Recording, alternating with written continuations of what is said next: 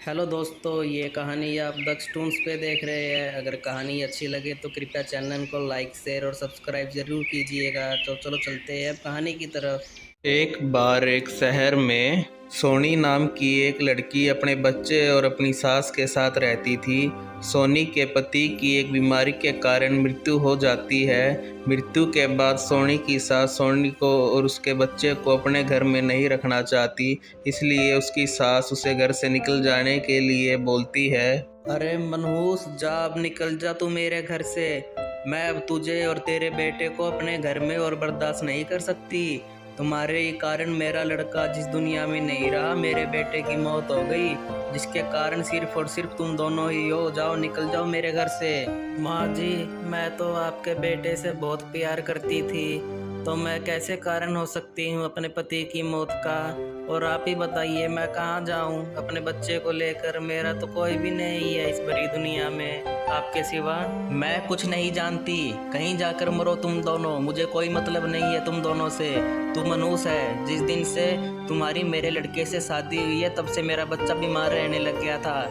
मेरा बेटा कितना खुश रहता था अपनी ज़िंदगी में, और तुमसे शादी के बाद उसकी ज़िंदगी कितनी ख़राब हो गई, कितना बीमार रहने लगा था वो, इसलिए बीमारी के कारण उसकी मौत हो गई। अब तो चली जा यहाँ से, और ज़िंदगी में कभी भी दोबारा मुझे अपनी शक्ल मत दिखाना। प्लीज़ माँ जी, हमें घर से मत निकालो, मैं आपके हाथ जोड़ती हूँ। सोनी अपनी सास के बहुत हाथ पैर जोड़ती है, पर सोनी की सास नहीं मानती। अंत में सोनी को अपने बच्चे के साथ घर छोड़कर जाना पड़ता है। सोनी को अब कुछ भी समझ में नहीं आ रहा था कि वो अब कहाँ जाए, किससे मदद मांगे। थोड़ा दूर चलने के बाद सोनी और उसका बच्चा एक पेड़ की छांव में आराम करते हैं। माँ, दादी माँ ने तो हमें घर से निकाल दिया है। अब हम कहाँ जाएंगे, कहाँ रहेंगे, क्या करेंगे? क्या बताऊं बेटा, मेरा तो कोई भी नहीं है इस दुनिया में। मैं अपने बच्चे को लेकर कहाँ जाऊं, कहाँ रहूं, क्या करूं, मुझे तो कुछ भी समझ में नहीं आ रहा। तभी सोनी को याद आता है। अरे याद आया, पासी के गांव में मेरे पति के यानी तुम्हारे पिताजी के एक बहुत अच्छे दोस्त रहते हैं, जो मुझे अपनी बहन की तरह मानते हैं। हम उनके पास जाते हैं, हो सकता शायद वो हमारी कुछ मदद कर दे। सोनी अपने बच्चे के साथ अपने पति के दोस्त के गांव की तरफ जाने लगती है, जिसकी गांव में ही अपने घर के सामने रोटी सब्जी दाल चावल की एक छोटी सी दुकान थी। पर उसकी दुकान पर ज़्यादा लोग नहीं आते थे, क्योंकि उसका बनाया हुआ खाना कुछ खास स्वादिष्ट नहीं होता था, जिस कारण वो बहुत ज़्यादा परेशान रहता था। क्या करूं, कुछ समझ में आ ही नहीं रहा। मेरा बनाया हुआ खाना किसी को क्यों पसंद नहीं आ रहा। मैं हर रोज कितनी मेहनत से सब कुछ बनाता हूँ, पर किसी को भी मेरा बनाया हुआ खाना बिल्कुल भी अच्छा नहीं लगता। वह यह सब सोच ही रहा होता है कि तभी वहाँ सोनी अपने बच्चे के साथ आ जाती है। भैया, कैसे हो आप? क्या आपने हमें पहचाना? हाँ भाभी, मैंने आपको और मेरे भतीजे को पहचान लिया। इतने दिनों के बाद कैसे आना हुआ, सब ठीक तो है ना? और मेरा दोस्त कहाँ है, वो नहीं आया क्या आप लोगों के साथ? नहीं, कुछ भी ठीक नहीं है भैया। मेरे पति की मृत्यु हो गई है, वो बहुत ज़्यादा बीमार रहने लगे थे। क्या मेरा दोस्त अब इस दुनिया में नहीं रहा?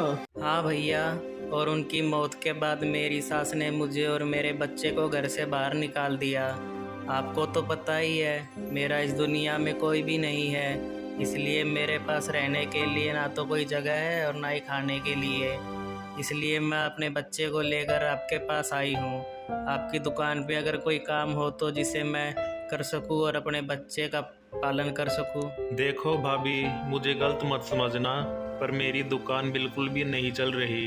लोगों को मेरा बनाया हुआ खाना कुछ खास पसंद नहीं आ रहा, इसलिए मैं तुम्हें कोई काम नहीं दे पाऊंगा। और इस गांव में ऐसा कोई और काम भी नहीं है जिससे आपको ज़्यादा पैसे मिले। भैया, अगर आप बोलो तो कल से मैं दुकान के लिए खाना बनाऊं। अगर दुकान चलती है तो मुझे कुछ पैसे दे देना, नहीं तो मैं कुछ दिन बाद कहीं और काम देख लूँगी। ठीक है भाभी जी, अगर दुकान आपके बनाए हुए खाने से चलती है तो मुझे क्या एतराज़ होगा। मुझे कोई एतराज़ नहीं है। अगर हमारी दुकान चलती है तो मैं जो भी मुनाफा होगा उस मुनाफे में से आधा हिस्सा दे दूंगा आपको। और अगर मुनाफा नहीं होता तो मैं कुछ भी देने में असमर्थ हूँ।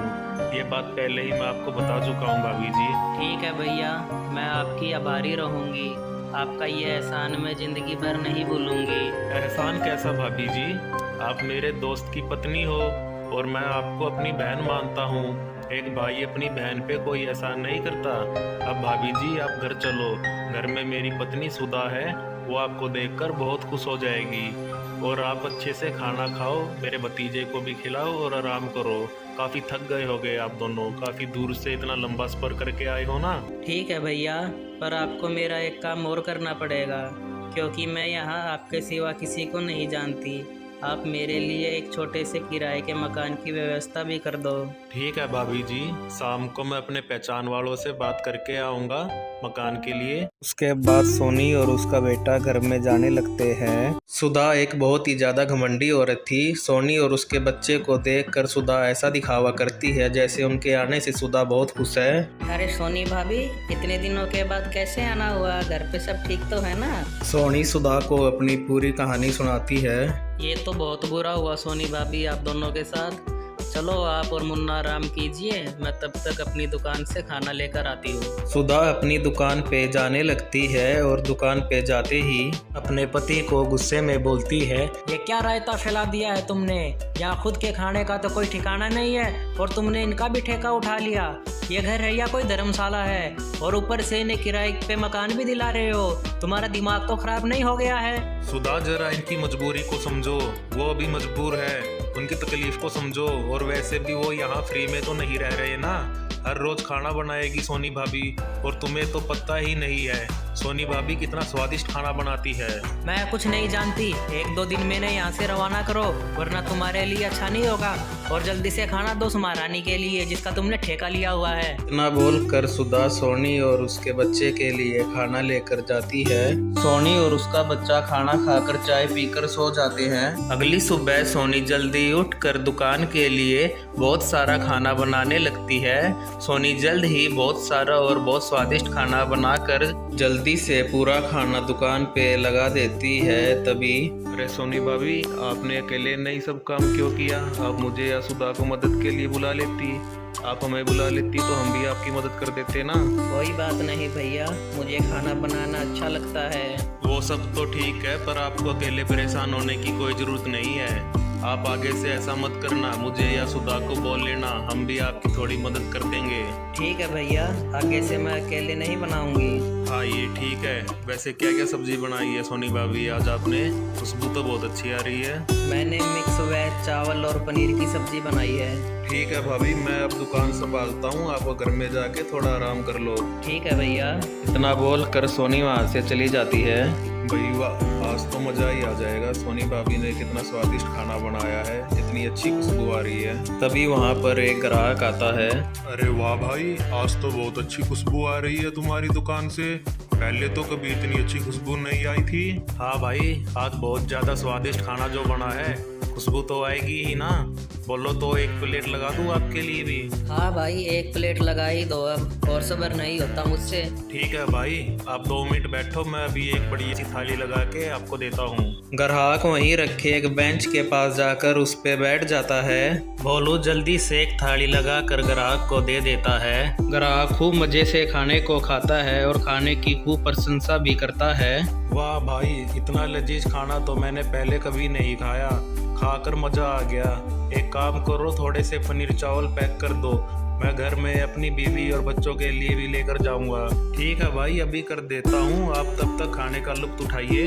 भोलू जल्द ही पनीर चावल पैक करके ग्राहक के पास रख देता है। ग्राहक अच्छे से खाना खाकर अपने बीवी बच्चों के लिए भी पनीर चावल पैक करवा कर वहाँ से खुशी खुशी चला जाता है। शाम तक देखते ही देखते बहुत से ग्राहक भोलू की दुकान पे आ जाते हैं, जिससे भोलू का धंधा बहुत अच्छा होता है। कुछ लोग खाना खाने के लिए इंतज़ार कर रहे होते हैं, कुछ लोग खाना खा रहे होते हैं और कुछ लोग खाना खाकर जा रहे होते हैं। भोलू की पत्नी जब ये सब नज़ारा देखती है तो भोलू के पास आकर उससे पूछती है, सुनो जी, ये कैसे हुआ? आज इतने ग्राहक कैसे आए हमारी दुकान पे? पहले तो कभी इतनी भीड़ नहीं देखी मैंने दुकान पे। ये सब सोनी भाभी के बनाए हुए खाने का कमाल है। सभी लोग खाने की खुशबू से हमारी दुकान पे खींचे चले आते हैं। सभी को बहुत अच्छा लग रहा है आज हमारी दुकान का खाना, और सभी बहुत तारीफ भी कर रहे हैं आज खाने की। और इतना ही नहीं, सब पैक करवा कर अपने घर भी ले जा रहे हैं हमारी दुकान का खाना। लालची सुधा ये सब सुनकर लालच में आ जाती है और अपने पति को बोलती है, सुनो, अब तुम्हें सोनी भाभी और उनके मुन्ने के लिए किराए का मकान ढूंढने की कोई आवश्यकता नहीं है। अब से तुम मत ढूंढो, मैं नहीं चाहती सोनी भाभी हमसे दूर रहे। हमारे साथ हमारे घर में भी तो सोनी भाभी और उनका मुन्ना रह सकता है। मैं अब सोनी भाभी और उनके मुन्ने को किराए के घर में नहीं जाने दूंगी, बल्कि यहीं अपने घर में अपने साथ रखूंगी। भोलू ये सब सुनकर चौंक जाता है। मैं सोनी भाभी की इतनी परवाह कब से होने लगी? कल ही तो तुम मुझे उन्हें यहाँ से भगाने के लिए बोल रही थी, और आज उनके लिए इतना प्यार कहाँ से आया तुम्हारे मन में? मैं कुछ नहीं जानती, भाभी तो अब हमारे साथ हमारे ही घर में रहेगी। कोई ज़रूरत नहीं है किराए के मकान ढूंढने की।